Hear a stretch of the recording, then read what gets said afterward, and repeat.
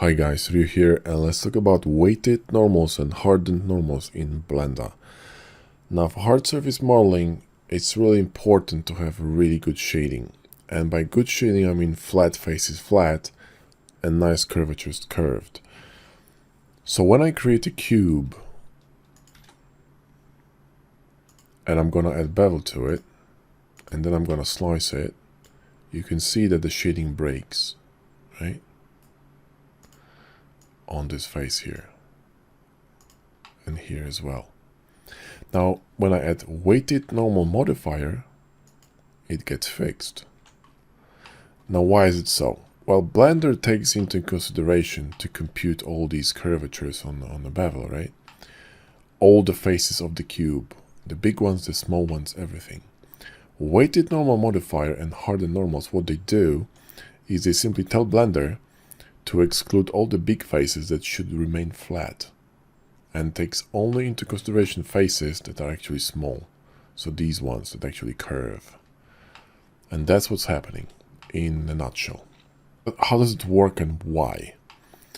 Well, if I go to my vert mode, you can see that I have these blue lines coming out of the verts. These are called normals, and you can enable them in here, okay? Now, if I'm gonna apply the boolean and the bevel, right, you'll see more of these. Now check this out. You see these normals here, they actually point in the direction of the face orientation, because face, every single geo, but let's just take a plane, right, has an orientation, okay? There's a top side towards which the normals point and a flip side. An easy way to check it is to go to face orientation, and the red one is bad, the blue one is good. Okay, so this is an inner face, inner geo. Geo has two sides, and that's important to know. Now, let's go back to our example here. We do have a weighted normal modifier running on this mesh, but it's not being applied. So let's copy this here and actually apply it. And I'm going to grab these two cubes and compare the normals. Now look at these ones.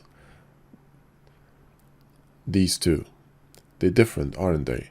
See, now this one is perpendicular to this face, so the big face on the top. And this one isn't. Because in this case, when weighted normal modifier wasn't applied, it's non-existent. Blender is taking this top face into consideration to compute all these curvatures around it. That's why the face bends, because it bends, tries to sort of accommodate all these, shading breaks on the bevels. Well, this one stays unaffected because it's flat, and only small faces are taken into consideration. And that's what weighted normals and hardened normals do. Now, there are two ways of applying both, okay? With hard ups, of course. Now, I showed you how to use weighted normals, but let's talk about hardened normals for a second.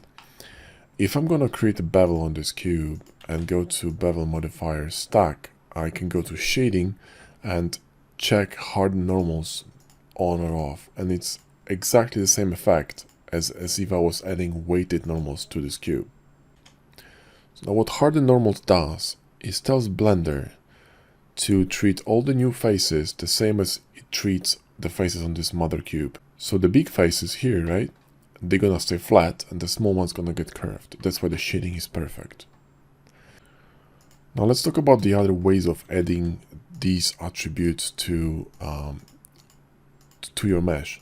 You see these in Control tilde menu, you have these two options here, right? So weighted normals, if I check this on, go to my mesh, add bevel, then I go to sharpen and Control click on it, it will automatically add sharpen to all edges and also weighted normal modifier, right?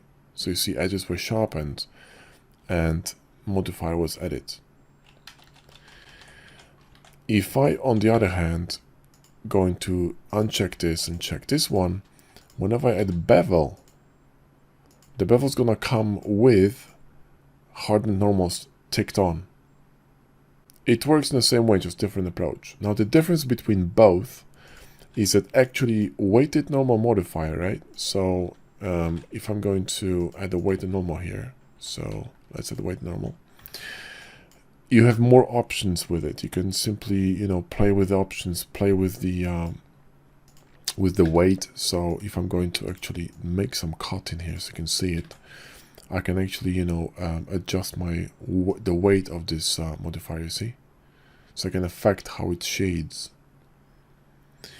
So you can play with it. But to be honest, I never do. I simply, what I do in my workflow, personally, right?